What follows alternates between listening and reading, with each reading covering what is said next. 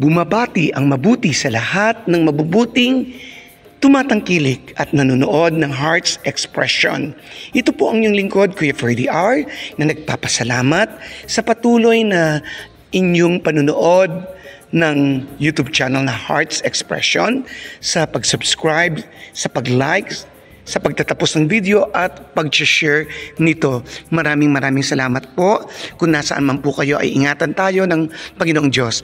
At gayon din po sa mga hindi pa nag-subscribe, please subscribe po natin ang YouTube channel na Heart Expression, i-like, tapusin ang video at i-share po natin. Wala po tayong pag-uusapan kundi pawang si Miss Nora Honor lamang at tayo po ay kailangan maging positive lamang at walang mabigat, kundi puro gaang mag-enjoy tayo at makapagpasaya. Alam niyo po, si Ate Guy ay talaga namang napakagaling. Nakakalula yung kanyang mga karangalang natanggap. Kapag ito ay binabasa mo, nire-review mo, rini-research mo, at nakita mo, ang dami-dami, talagang nakakapagod, talagang hihingaling ka at talagang magpapahinga ka sandali. Ganun po kadami ang award ni Ate Guy. Kaya naman talaga namang karapat dapat tawaging superstar, karapat dapat tawaging greatest actress of all time, at talagang movie queen, box office queen, hindi ba? At sasabihin mo talagang international best actress. At syempre dito sa Pilipinas, at sasabihin mo talaga na si Ate Guy ang pinaka maningning na actress o artista sa kasaysayan ng pelikulang Pilipino. Alam niyo po, dito po sa Pinos, sa Nora Honor, the greatest actress of all time, best actress in 5 continents, no po? Nandito po, nakikita ko po dito si Miss Erica Nohana, na talagang nag-post siya at talagang binasa ko ito, napagod ako, no po? Yung number of best actress awards of Miss Nora Honor from every award-giving bodies.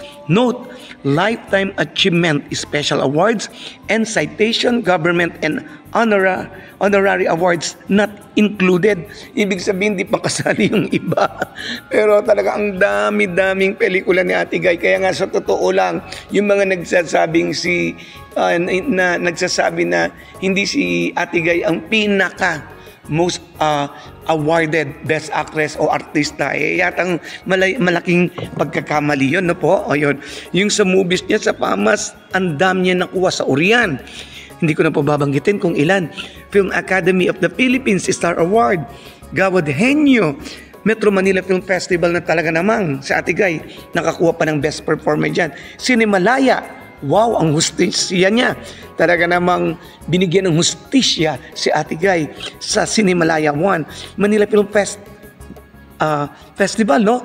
Meron siya sa Davao Film Fest, Bacolod Film Fest, Quezon City Film Fest, UP Feminist Centennial Film Fest, Cinemalente Film Fest 1, Urduca Film Fest, Young Critic Circle Award, Critica Awards, Gawad Tangi, Ateneo Galilean Awards, Balatka, Gawad Pasado, Gawad Tanglaw, Gems, S Magazine 1, Movie Magazine, PPC Publication, Parade Magazine, Philippine Edition Award 2, Awards 2, Annual Brun People's Choice Award 2, Catholic Mass Media Award, Philippine Psychiatric Association Awards, Sangyaw Awards, Philippine Golden Globe Royal Achievement Awards.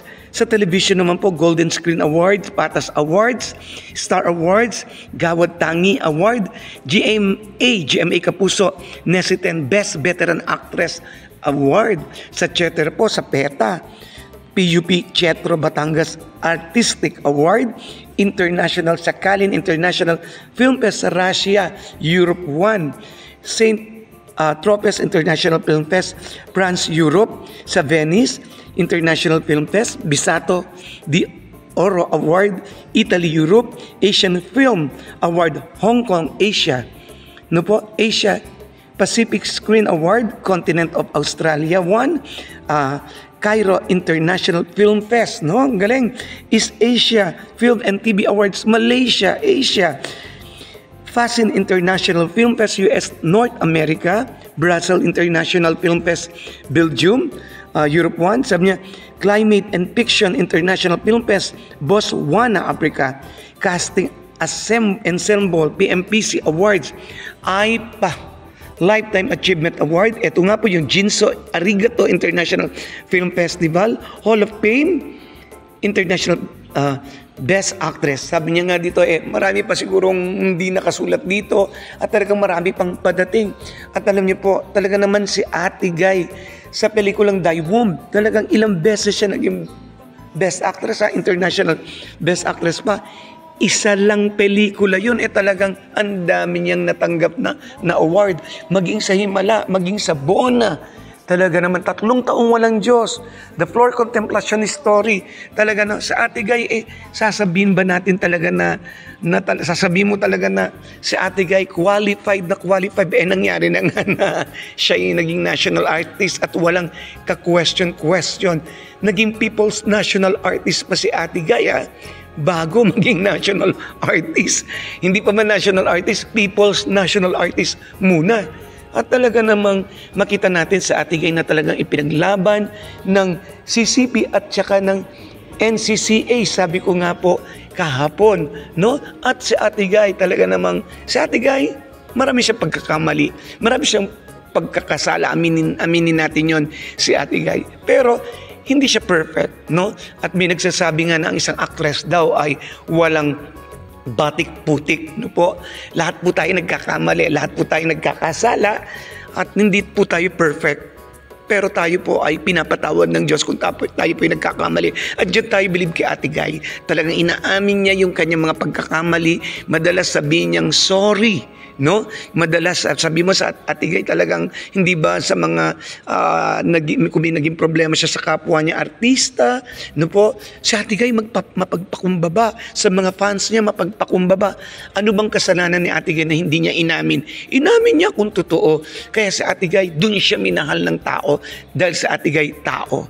No po? At kahit nasasabi mo nagkakamali, dun siya minamahal ng tao. Kaya nga hanggang ngayon, nandyan si Ate Guy. Alam niyo po, si Ate Guy talagang siya yung hinangaan ng gusto, ginawang modelo. Pati nga nunal niya, hindi ba? Nung panahon niya, nakabataan niya, pati nunal niya, ginagaya kung nasaan ang nunal niya. Hindi po ba? Si Ate Guy, kung anong pauso niyang damit, ginagaya. No po, yung gupit ng buhok, ginagaya. Talaga naman, at kung anong usong kanta, kapag awit ni Ate Guy, inaawit.